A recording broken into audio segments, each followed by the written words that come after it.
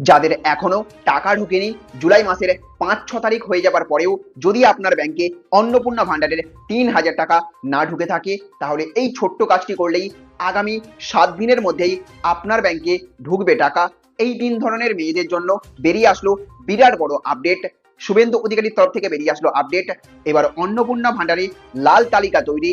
মূলত প্রথমে যারা আবেদন করেও টাকা পাননি এবং আবেদন রিজেক্ট হয়েছে, তারা কিভাবে কি করলে টাকা পাবেন, আর যাদের আবেদন অ্যাপ্রুভ হয়েছে কিন্তু সরকারি টিকা নেননি, কোন কোন সরকারি টিকা না নিলে টাকা ঢুকবে না, এবং যাদের আবেদন সব ঠিক থাকলেও এখনো টাকা ব্যাংকে ঢোকেনি, তারা কি করলে টাকা পাবেন, এই নিয়ে বেরিয়ে এসেছে 3টি বিরাট বড় আপডেট।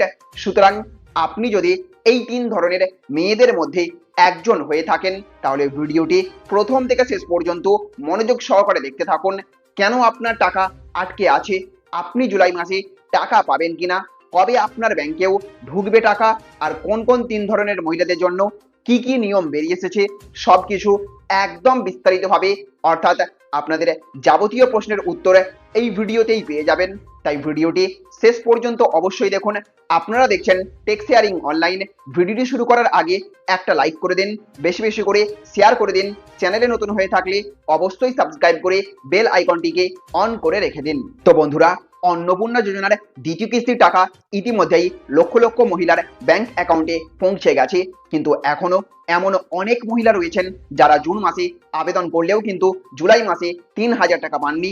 ফলে তাদের মনে এখন একটাই প্রশ্ন, আবার কি তাহলে আবেদন করা যাবে?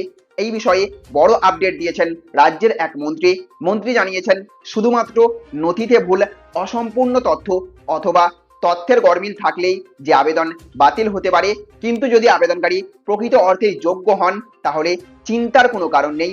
সরকার সেই সমস্ত মহিলাদের জন্য আবার আবেদন করার সুযোগ রাখছে, অর্থাৎ যাদের ফর্মে কোনো ভুল হয়েছে তারা সেই ভুল সংশোধন করে আবার নতুন করে আবেদন করতে পারবেন।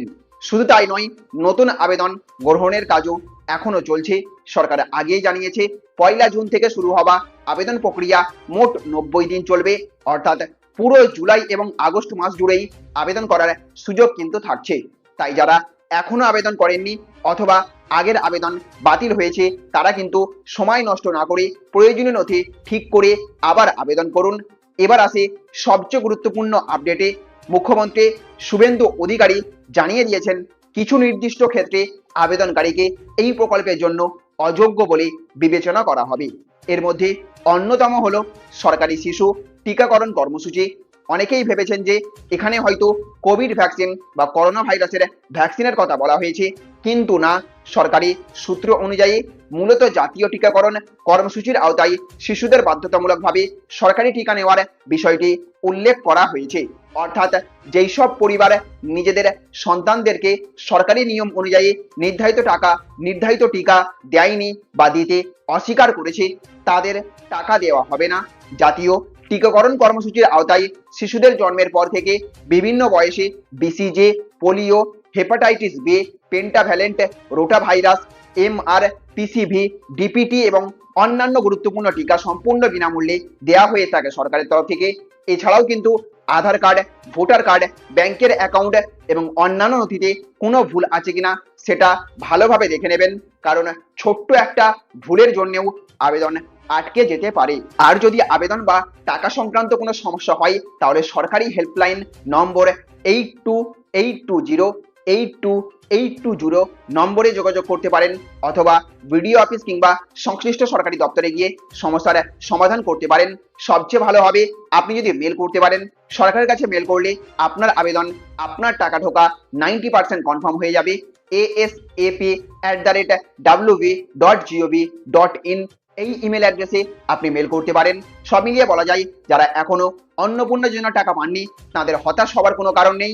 সরকার আবার আবেদন করার সুযোগ দিচ্ছে। তাই নির্ধারিত সময়ের মধ্যেই নথি ঠিক করে আবেদন করুন এবং কোনো গুজবে কান না দিয়ে শুধুমাত্র সরকারি নির্দেশিকায় অনুসরণ করবেন।